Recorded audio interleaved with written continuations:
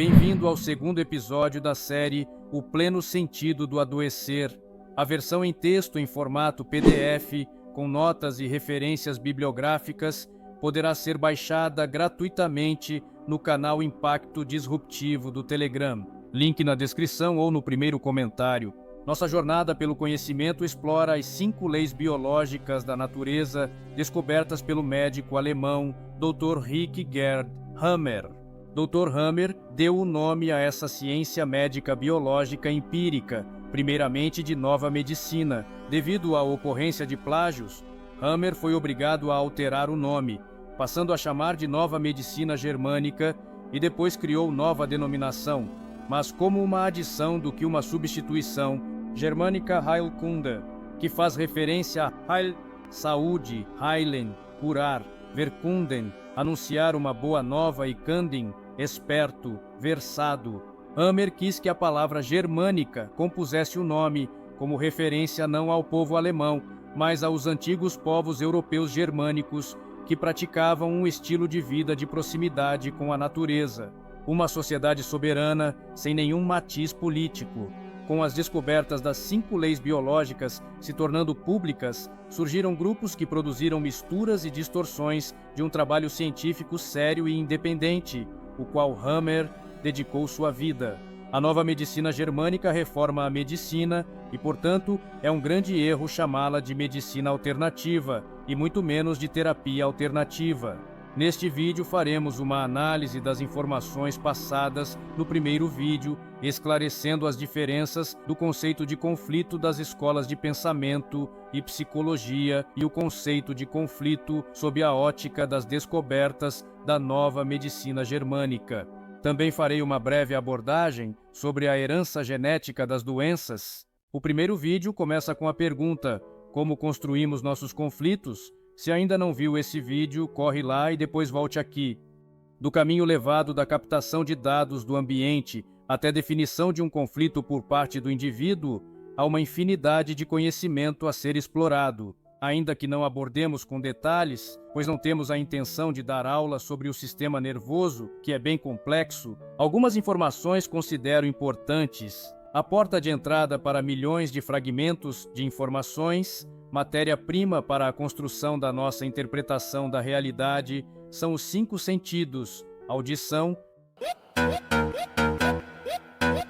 visão, paladar, olfato e tato, através de células sensoriais especializadas. O sistema nervoso constantemente recebe informações do exterior e também do próprio organismo, processa, memoriza e gera as respostas adaptativas do organismo aos estímulos externos e internos em diferentes situações. Na obra de Hammer encontramos subentendido o conceito de filtros ou estruturas da psique, que será melhor explorado no vídeo 3 da série. As respostas adaptativas nunca ocorreriam antes da passagem das informações processadas pelo cérebro por esses filtros. Então não seriam respostas apenas do nível cerebral, apesar do cérebro ter um papel primordial. As informações processadas pelo cérebro, filtradas, integradas e traduzidas pela psique, definiriam a manutenção de um estado de segurança e confiança.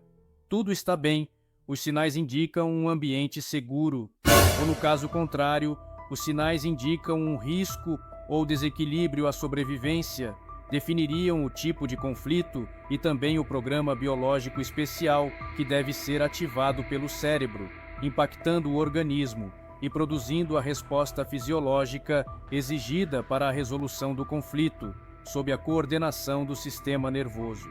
Não estamos falando aqui de algo consciente ou que exija uma reflexão, mas de um processo inconsciente onde, estando o animal ou humano em uma situação de apuros em que se produz um choque biológico, automaticamente seria gerada uma resposta do organismo para garantir a sobrevivência. O meio ambiente onde está atuando o indivíduo gera uma série de estímulos que são captados e processados em uma velocidade incrível.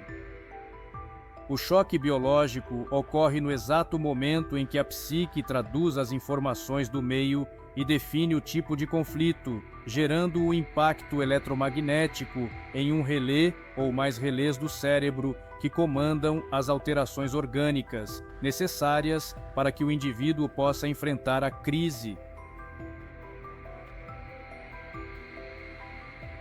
O conceito de conflito no sentido proposto por Hammer, portanto, é diferente das diversas escolas de pensamento e psicologia, pois para essas escolas, os conflitos se resumiriam em problemas, oposição de interesses entre partes, faltando o conhecimento do impacto conflitual como o ativador de programas biológicos especiais sensatos que geram os sintomas que são etiquetados como doenças pela medicina convencional, inclusive as psiquiátricas. Os conflitos sob a ótica das 5 leis biológicas da natureza ocorrem através de uma percepção de risco ou desequilíbrio à sobrevivência, quando o indivíduo se depara com um evento inesperado, agudo e vivido em solidão. Cada um desses pontos será abordado no próximo vídeo. Ao estudar a obra de Hammer, fica também claro ser incorreta a argumentação de que herdamos conflitos de gerações anteriores. O biólogo Rupert Sheldrake popularizou a teoria que se tornou base dessa falsa ideia, a teoria dos campos morfogenéticos. Entretanto, o primeiro a introduzir esse conceito foi Alexander Gurevich, em 1910. Sheldrake fala em herança de padrões comportamentais, mas infelizmente desvirtuaram para a herança de conflitos. Mesmo admitindo a possibilidade da existência de tais campos, contendo padrões comportamentais de gerações passadas que são transmitidos para a geração presente, precisamos fazer uma análise cuidadosa. A frase a seguir faz parte do conteúdo do primeiro vídeo. Uma situação ou evento específico dá origem a um conflito se a percepção do indivíduo assim definir. E não há dúvida de que padrões comportamentais herdados estão presentes na sua forma de reagir e se manifestar no mundo. Isso é coerente, mas é preciso que ocorra um evento inesperado que nos tire do nosso ritmo normal, que produza um choque biológico com o potencial de ativar uma resposta adaptativa ou padrão comportamental que atenda à necessidade de sobrevivência no ambiente em que estamos inseridos. Estando mais pessoas experimentando o mesmo evento, é experimentado de acordo com uma percepção individual, pois é cada um que dá sua nota, seu colorido especial ao que acontece. Então, mesmo herdando padrões comportamentais de gerações passadas, não herdamos seus conflitos. Mas com certeza nascemos herdeiros de vidas já condicionadas a potenciais desafios, os quais podem ser semelhantes aos vividos por nossos antepassados. Cada um gera seu próprio conflito. Mesmo dentro de uma família, não há de se falar em herança de conflitos. Evidentemente, um indivíduo, nos primeiros anos de vida, experimentará conflitos que estarão associados principalmente a seus pais, que nesse momento da vida são os principais canais de informação e ligação com o ambiente externo. Então podemos afirmar que realmente somos seres únicos, cada um com seu próprio tom. No entanto, sem perder de vista que, apesar dessa verdade, esse ser único molda sua percepção ou forma de ver a vida de maneira contínua, através das informações ou sinais que recebe do seu entorno nas diversas interações ao longo de sua trajetória. A forma de um indivíduo reagir aos diversos eventos da vida no momento presente começa a ser moldada ainda no período intrauterino. Quando uma criança nasce, ela já tem um passado, não se esqueça disso. A Associazione Nazionale Educazione Prenatale, ANEP Italia, produziu um vídeo há muitos anos sobre a interdependência do filho ou filha que está para nascer com seus pais. O vídeo mostra uma discussão dos pais enquanto a mãe faz uma ecografia. Infelizmente não encontrei esse vídeo completo disponível na internet, apenas o anúncio de um congresso sobre o tema, com um pequeno trecho. Veja como o bebê estremece ao ouvir o grito do pai. Basta!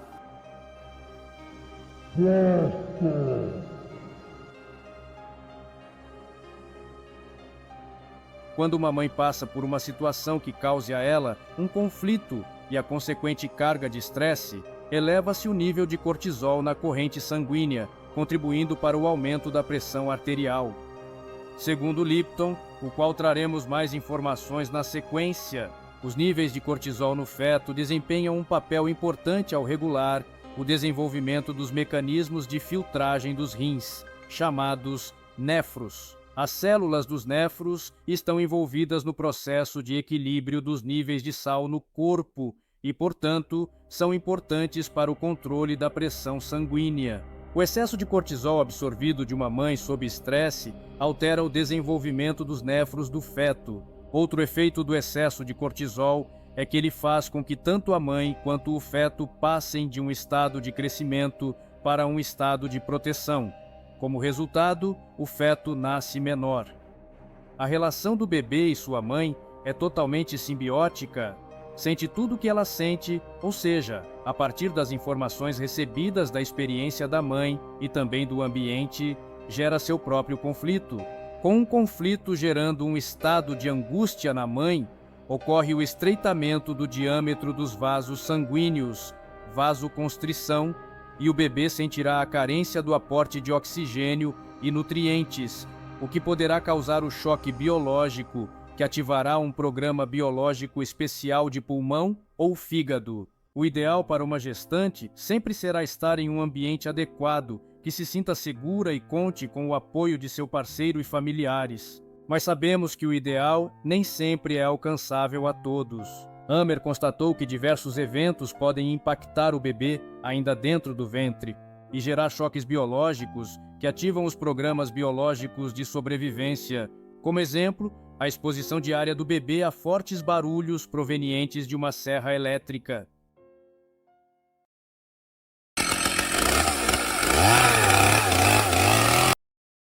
Ou inclusive o momento do parto pode gerar múltiplos conflitos biológicos.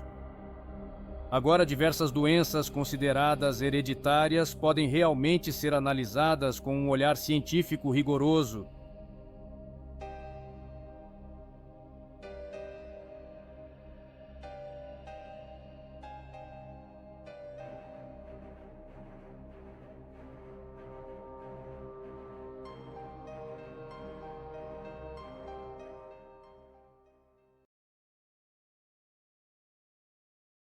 O biólogo celular estadunidense Bruce Lipton, um dos pioneiros da epigenética, é outro cientista que conseguiu ampliar sua visão sobre os fenômenos da vida, afastando-se das concepções rígidas da ciência convencional, as quais seguiu fielmente por muito tempo. Percebeu, enquanto estava pesquisando os mecanismos que controlam a fisiologia e o comportamento das células, que não eram os genes que estavam no comando, mas sim uma consciência celular. Mas afinal, a vida não seria controlada por genes? Em seu livro A Biologia da Crença, Lipton apresenta os enganos desse conceito, o qual se tornou o dogma central da biologia. Segundo Lipton, não é o determinismo genético, mas sim as respostas aos sinais do meio ambiente que impulsionam e controlam todos os tipos de vida. Quando trazemos a visão da germânica nesse contexto, precisamos dizer que essas respostas aos sinais do meio ambiente são dirigidas por códigos de sobrevivência estabelecidos ao longo da evolução. Então é lógico entender que as respostas biológicas adaptativas são ativadas conforme a percepção que emerge ao se deparar com eventos específicos, ou que também podem ser ativadas através dos seus trilhos se houve uma experiência prévia. A ciência considerou descoberto o segredo da vida quando foi descrita a estrutura e a função da espiral dupla do DNA, a qual forma os genes. Além das características físicas que herdaríamos de nossos pais, com o tempo passou-se a considerar que também nossas emoções e comportamentos são controlados por genes. Lipton mostra que há uma grande falha nessa teoria. Os genes não ligam e desligam sozinhos, pois é necessário que fatores externos os influenciem para que entrem em ação. Segundo Lipton, a ideia de que genes controlam a biologia nunca foi comprovada. Trata-se apenas de uma hipótese. Esta é a Academia Real de Ciências! Não temos que provar absolutamente nada! O fato de certos genes estarem relacionados ao comportamento de um organismo e às suas características não os coloca como causadores desse comportamento e características, mas demonstra que apenas há uma correlação. Correlação e causa são bem distintos, não é mesmo? Haverá a necessidade de um gene expressar uma determinada característica quando o ambiente produz um sinal que o ativa. Em organismos mais complexos, apenas um pequeno número de células especializadas é responsável pelo processamento e respostas aos estímulos ambientais. São aquelas que formam os tecidos do sistema nervoso que, por sua vez, capta e administra a atividade das demais células. Afirmado isso, não esqueça do papel da psique nesse processo. Há muito que se aprofundar nesses temas, mas precisamos avançar e entender primeiramente as 5 leis naturais que regem nossa biologia. Te convido a assistir o próximo vídeo. Será um mergulho mais significativo na nova medicina germânica. Se você considerar este conteúdo relevante, peço que curta, faça comentários e compartilhe a playlist com todos os episódios. Vou deixar o link na descrição. Dessa forma, estará contribuindo para aumentar o alcance dessas informações a mais pessoas. Seja bem-vindo ao novo paradigma da saúde.